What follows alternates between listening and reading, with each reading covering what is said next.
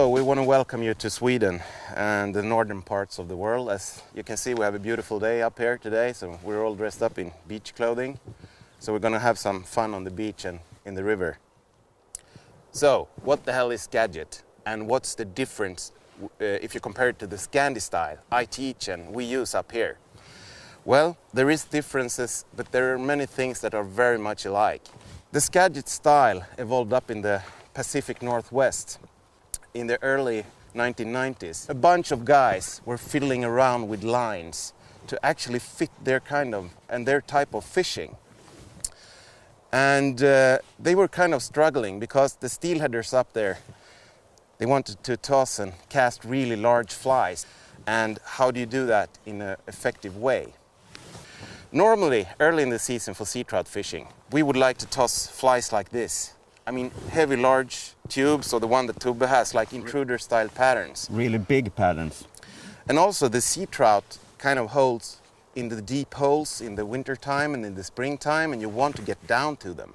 And the water is very cold too. And exactly, yeah. They won't move much, you know. You have to kind of get the fly going like this, and they might bite. You never know. All right, let's have a look what Skagit actually looks like. And what it really can do for you. No. Toby starting with the rod tip downstream. And then he makes a big circle clockwise. Now the anchor is above him. He goes up, loads the rod, and then out. So that's pretty much the C-Spey or the snap T.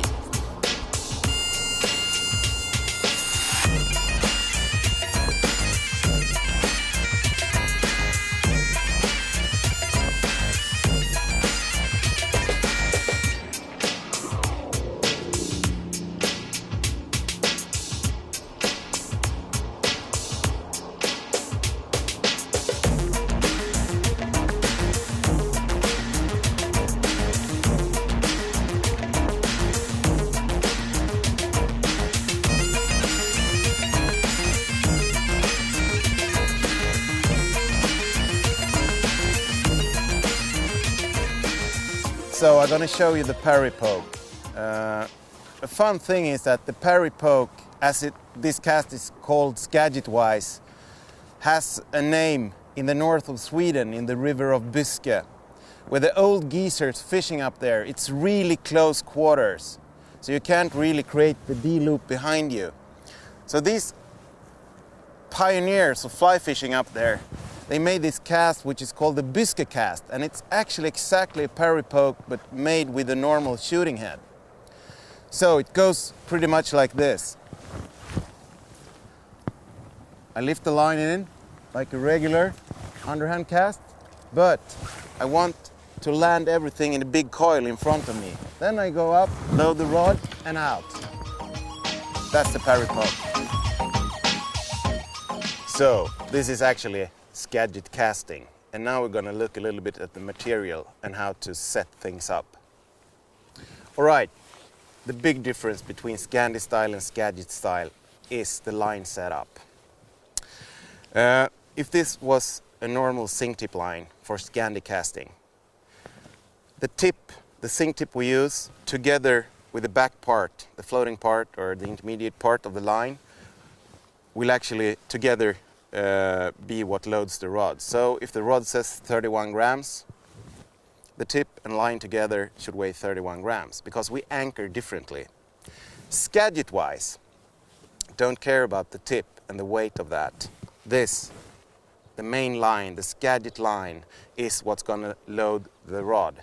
So you should have a Skagit line that's 31 grams for a rod that takes 31 grams. So this is the new Vision Ace Skagit. They will come in from 370 grains up to 770, and in grams that will be from about 23 grams up to 50 grams, I think. That's correct. They come with pre-made loops, which are really neat and sweet, so you don't have to fiddle around with cutting and gluing and stuff like that. And also, they are all marked, so you will see here what classification they have. So the grain weight or the gram weight is actually printed on the head. As I said before, the taper this line has is really great. It casts, even with heavy tips and large flies, it casts a really tight and nice loop. It will load your rod in a very easy and nice way. And again, you can cast any tip. If you have old ace tips, for instance, to your sink tip lines, ace lines, use them. You can use floating tips. But to these lines, there is the new T-tips, ace T-tips. The ace T-tips comes in 3 different sinking grades, so to speak. T10, T14 and T17. Yeah. And they will also be available in 3 different lengths. So they will be 10 foot, 12.5 foot and 15 foot. An additional thing then, we have the new ace leaders.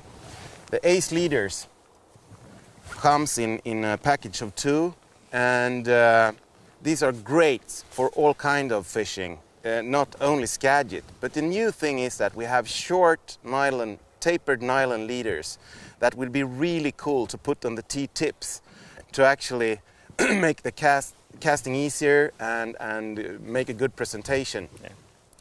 Yeah. They will come in 6, 9, 12 and 15 foot and in different tip diameters. So you can actually set this rig up exactly the way you want it, really customize it to your fishing.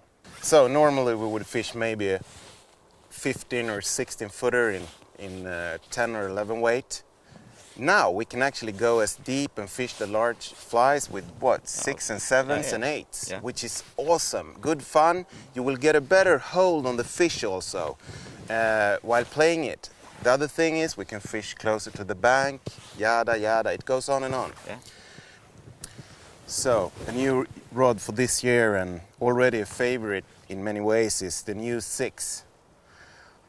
Awesome Skagit rod, and as the name suggests, it's a 6-piece rod. So for you guys who travel and fish, it's awesome. It goes down in your normal luggage.